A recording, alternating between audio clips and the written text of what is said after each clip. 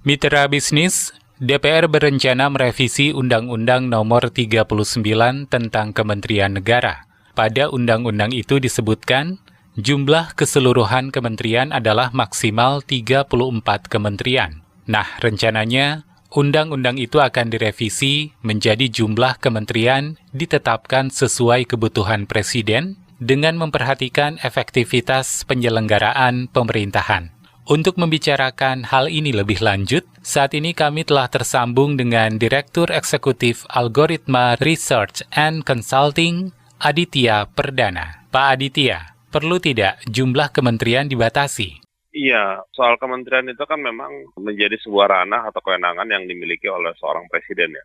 Dan itu memang sudah sangat jelas gitu ya, meskipun harus dikonstruksikan dalam bentuk apa di dalam undang-undangnya gitu ya, agar kemudian tidak melenceng kemana-mana, ke sana kemari dan sebagainya. Jadi artinya kita sudah punya dasar yang sudah cukup ya dengan undang-undang yang ada itu. Tetapi memang akan menjadi kebutuhan yang menjadi sangat berbeda karena setiap presiden tentu punya kebutuhannya juga berbeda-beda gitu. Dan itu yang kelihatannya sedang digagas atau sedang ingin didorong oleh presiden terpilih yaitu Pak Prabowo gitu ya, yang punya keinginan untuk kemungkinan akan menambah kementerian dari jumlah yang ada gitu. Nah, kalau dari pertanyaannya tadi menyangkut apakah jumlah kementerian itu perlu dibatasi atau tidak, menurut saya ini menjadi sebuah diskusi yang menarik ya. Karena tentu kalau kita ingin mendorong birokrasi karena kementerian itu kan adalah birokrasi pemerintahan, maka tentu perdebatannya adalah efektif dan efisien. Tentu yang akan memungkinkan dan perlu itu adalah perampingan terhadap jumlah kementerian itu ya, dari sisi angka gitu ya. Jadi gemuknya itu atau di bawah gitu ya, di level direktur jenderal dan segala macam eselonnya gitu. Cuman masalahnya adalah kementerian ini atau kabinet ini kan sebenarnya ranahnya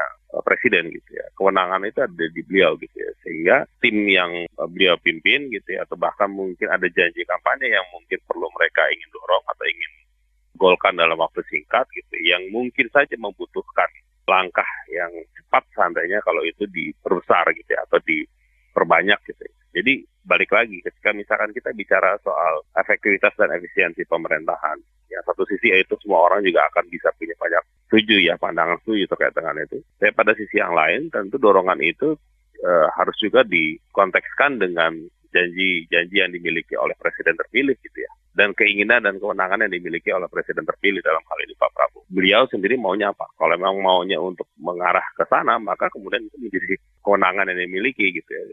Itu yang kita bisa lihat ya dalam konteks pembicaraan politiknya mau seperti apa.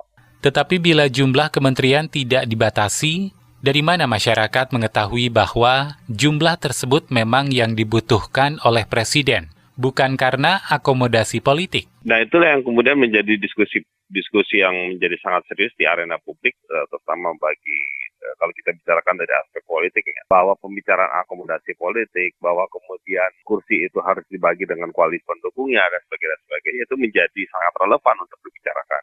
Tetapi balik lagi, ini kan kemudian ranah yang tentu dimiliki oleh seorang presiden terpilih.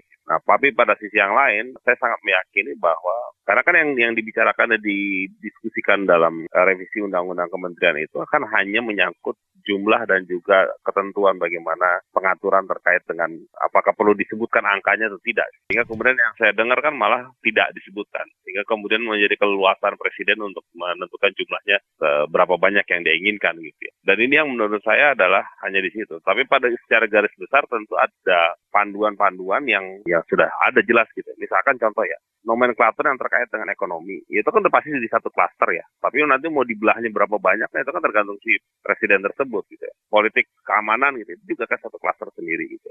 Nomenklaturnya di sini. Nah, cuman yang hal-hal seperti itu tentu dia sudah punya guidance ya, atau panduan. Nah, itu menurut saya tentu dengan adanya undang-undang itu, ya panduan besarnya di sana. Cuman aspek secara technicality-nya itu yang mungkin akan jadi ranah di perbincangan secara politik gitu ya. Misalkan si partai ini akan masuk di sini, si partai ini akan masuk di kementerian ini segala macam. Asal untuk dibelah untuk kepentingan sendiri. Saya pikir gitu. Jadi nanti mungkin secara normatifnya di nomenklatur besarnya akan relatif sama gitu ya. Tapi kemudian nanti ketika bagi-baginya itu ya kemudian akan jadi. Sebagai contoh misalkan kita bicara soal Kementerian Pendidikan, Mas. Pendidikan itu kan dibedakan waktu zaman Pak Jokowi. Yang pertama itu antara pendidikan tinggi sama pendidikan dasar menengah itu jadi satu. Tapi sekarang di clustering lagi, riset masuk lagi di sini. Nah, Yang kayak begitu tuh menurut saya akan berpotensi untuk bisa dirampingkan atau dilebarkan. Jadi hal-hal yang seperti itu akan punya potensi untuk titik tekannya arahnya mau seperti apa. Kira-kira gitu. Selain menteri, terkadang juga ada posisi wakil menteri. Menurut Bapak, ini dihitung 1 atau 2? Nah itu dia juga pertanyaan yang menarik ya, karena tentu kalau kita bicara dalam konteks politik, wamen itu adalah posisi yang kemudian diperhitungkan menjadi bagian dari perhitungan kalkulasi kursi kabinet dalam bentuk koalisinya, kontribusinya sejauh mana dan sebagainya. Jadi ini kelihatannya yang sedang dibangun ya, tradisi yang mau dibangun setelah Pak Jokowi gitu ya. Kalau yang zamannya Pak SBY kan hanya menteri yang diperhitungkan gitu ya. Tapi kalau sekarang kelihatannya wamen ini juga menjadi diskusi ya. Tapi balik lagi, hal itu sepenuhnya adalah tergantung kewenangannya presiden gitu ya, maunya seperti apa. Ya, wamen itu ya tentu akan bisa membebankan anggaran di kementerian tersebut gitu ya. Kalau misalkan itu di semua kementerian ada wamen ya, dengan semua argumennya gitu ya. Meskipun nanti ada yang bilang nggak semuanya wamen itu perlu ada dan sebagainya. Jadi memang balik lagi, kalau saya melihat dalam konteks politik normatifnya ya ini adalah tergantung ke keinginan dan melihat akomodasi politiknya presiden itu mau sejauh mana juga. Demikian Direktur Eksekutif Algoritma Research and Consulting, Aditya Perdana. Saya, Anto Wijaya.